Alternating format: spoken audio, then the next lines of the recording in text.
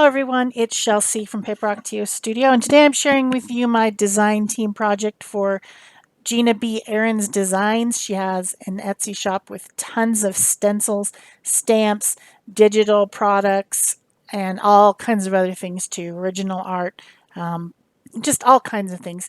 Link to her Etsy store will be below the video, like always, and you can use my coupon. That's Shel, SHEL 15 to get 15% off at the store. So for the October design team project, it was mark making. And I wanted to come up with something a little bit different. You know, stencils and stamps, best ways to make marks. You can make marks by hand. You can make marks with recycled materials. You can make marks with your fingers. You can make marks with all kinds of things. And when you do this, it creates art that is unique to you. But I decided to make marks using a gel plate and stencil rubbing today, just to give you a different idea of something you can do. I took some scratch paper and used some of Gina's different designs and a wax crayon to rub over the stencils. So stencil on the desk, put the lightweight paper over it. This is printer paper that would have been thrown away anyway. And then take the side of a wax crayon or beeswax or a candle or something like that, rub over it, and you get an impression on your paper. Now, because that impression is made out of wax, it doesn't have to be green wax, it doesn't have to be any specific color, just so long as it's a waxy substance, that wax resists any type of mediums. So then I just put a thin coat, and the very first one that you saw I left in, even though it was a mistake. I put way too much paint on there and it didn't work. It has to be a very, very thin coat of paint on your gel plate. Just a thin, thin coat. Then put that paper down with the wax side against the plate, and then when you pull it off, it pulls away a lot of the paint, but where there was wax, it resists, and so that paint stays on the plate. And when you use your, in this case, I used smooth cardstock to pick it up off the plate, you get a design. And it looks very different than what you would get if you just stenciled with the stencil. So it gives you a different look, kind of a reversed look, and also you get this kind of scratchy, crayony sort of look. It's very interesting effect. And you can reuse these inexpensive scratch papers by wiping off the paint. In different times I've had trouble with that before, but this time it worked really well. I just used a baby wipe and I wiped the paint off, and then I could reuse it again. Also, if you like the way it looks when it has been wiped off and you can see the crayon color, you can use that as well. And on my favorite card that I made today is the one with the little leaves, little plant leaves looking things, that I used the piece of paper that I had used as a resist and made that part of my design.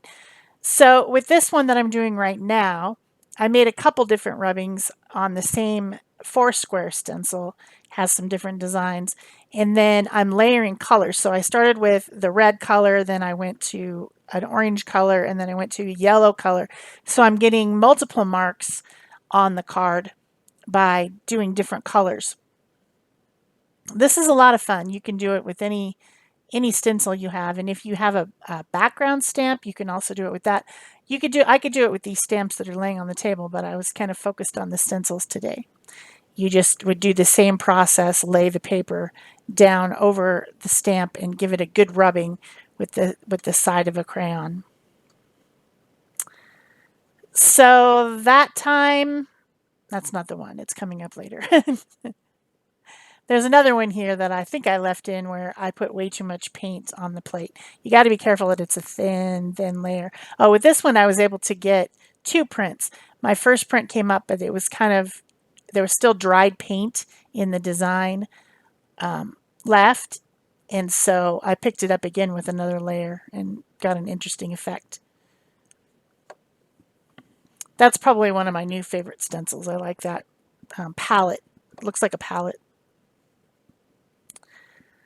So I was having fun. I didn't spend a whole lot of time doing this, but this is definitely a way to make marks on your paper using rubbings, either using the rubbing paper itself or using a print of the resist rubbing, or, you know, you see what I'm getting at? This is fun. Oh, this is the one. I put way too much paint. Too much paint.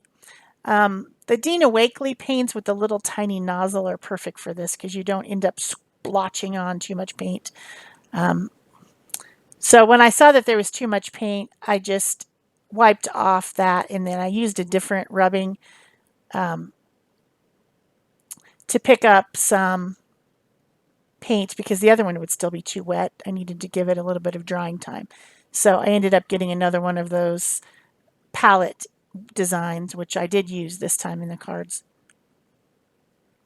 So then I wiped it off again just to make sure. And I did it again with a different color. I think an orange or red.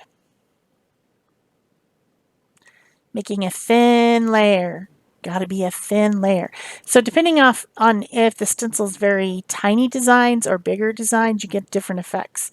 Like this one's pretty different from the others because it's got the wide open spaces where the triangles are. And so I ended up getting, as I was rubbing it, I ended up getting some of the wax in the middle of the open spaces, which gave it a different effect. Very grungy and interesting. I want to do that one again. I didn't end up using that one for a card. I'm going to use it for something else. So then I just got some colored paper cardstock and cut it to size to make some regular size cards. And then some inks. This time I'm using dye-based inks from Stampin' Up. I have them. I hardly ever use them. I've got 48 of them plus. I have all the colors.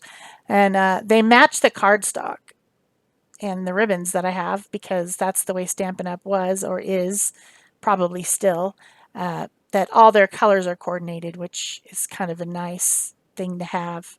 Other companies have started doing that, like Ranger and different things. They have custom colors that match across the board in their products. So this one is the one where I used the print in the background, and then I used the paper that has the wax on it. So what's left when I wipe it off, you can see the green crayon, and then the background is all covered by blue because that's the color of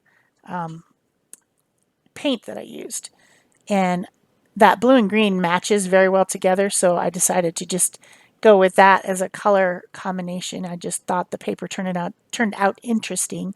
I saved the other half of it for collage later because it'll make an interesting collage paper as well. So then I used the same stencil to make a focal image using those two colors of ink, and I matted it with the cardstock that matches the ink, which is a bright green color called, I think it's called Green Galore. I'll put a link to the Stampin' Up! Website. I don't have a demonstrator and I'm not a demonstrator, so if you want any of the coordinating cardstock and inks, you'll have to contact them and they will assign you a demonstrator. It's a direct marketing company, so I think you can also order online now, maybe, but I don't know. I haven't ordered anything from them in a really long time. So then I'm using Gina's stamps as some mark making tools. This word says journey, and I stamped that over the top of the little focal image, tied on a ribbon, and I was done with that card. So the next one is one of the palette ones, palette paper rubbing resist print. This is all very hard to name. When I was trying to make my thumbnail, it's like, what do I name this? You know I'm supposed to be mark making. What do I name it? I don't know. I hope it made sense when you guys clicked on it, what I was doing. So I mounted that onto a cardstock that was similar in color to the paint. And then I have an ink That's the same as the cardstock and is a similar color to the paint. I think the paint is Peacock from Dina Wakley, and the ink that I used is taken with teal. So I stamped some of the little brushes because you know this is a palette, so brushes seem to go along with it from one of Gina's stamp sets. Now Gina's stamps are made out of red rubber and they're deeply etched. They're better stamps than those plasticky ones. Stampin' Up! Always had those too, red rubber, and they said they were never ever gonna go away from red rubber. They were gonna always have red rubber deep etch stamps, which they still do have them, but they also have the plasticky ones too now, despite what they said. The red rubber ones are very much nicer. If you're really going to invest in the stamp design that you want to use forever, you should get red rubber. So I trimmed that out. I matted it onto the same cardstock and then put a little gold cord around it, like it's kind of like a little bouquet of brushes, which would be a cool thing to get as a gift, a bouquet of brushes for an artist anyway. And then I have a digital printout of some words from Gina's store, a lot of different words. I will link all the products that I used from Gina's store below the video today so that if you want to find any of them, these little printed out words are great. It's just a whole bunch of them. There's black on white, white on black, and black on turquoise in the download. And once you've downloaded it, you have it forever. You can print it out as many times as you want. So digital downloads are always a good deal because they're inexpensive and you can have them forever and print them out in any size that you want, as many as you want. So this is the one that has the multiple colors. I used that piece and then I mounted it onto some kind of off red, not quite rust, paper cardstock. And then I also used a piece that is the one that has the wax crayon on it and the acrylic. And then I'm going to use the same stencil and the same paint colors, which are the Dina Wakley paints. I think it's ruby, cheddar, and lemon. I thought I was going to use markers, but I changed my mind and just went right with the paints instead. The same stencil design as I used to make the rubbing. So you get some synchronicity there.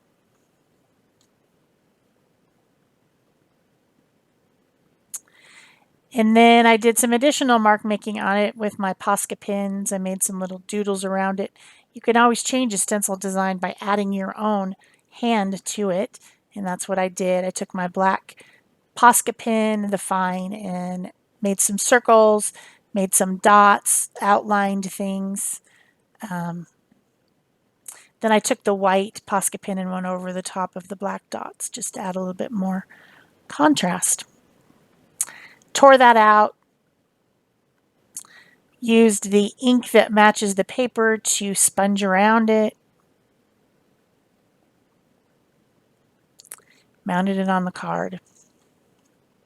That one's kind of abstract looking. And then I also used one of the words from that same digital download from Gina's shop. I had to pull my card back off and so I could sponge the edges. Same ink. You know, if I'm going to do it on the focal image, I should do it on the background card too. A little bit of gingham ribbon on there. Little word.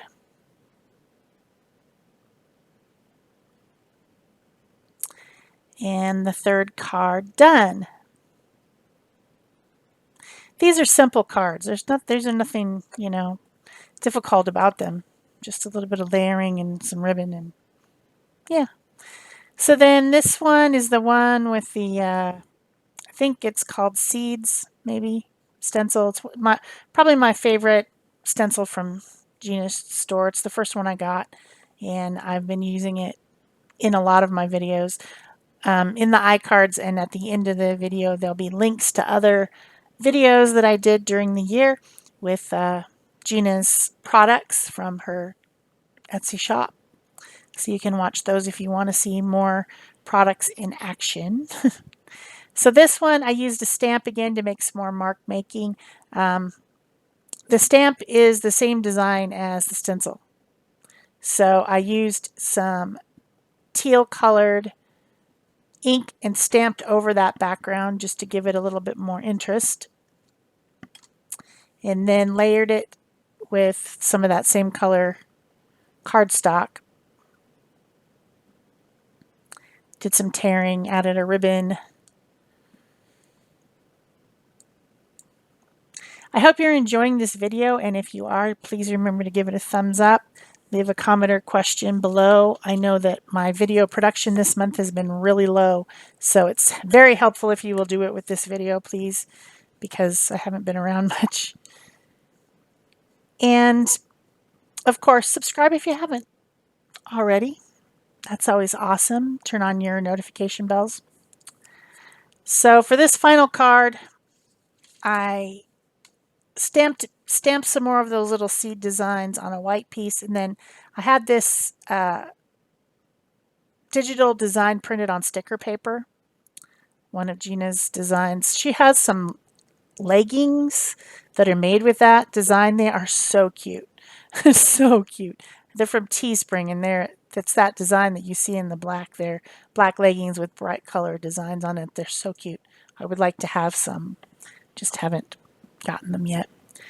I use another one of the words, and then I just attach that to the front. And that was card number 4. So like I said, give a thumbs up, comment, question below, things like that. And that is it for me for the October Design Team Mark Making Project. Bye-bye.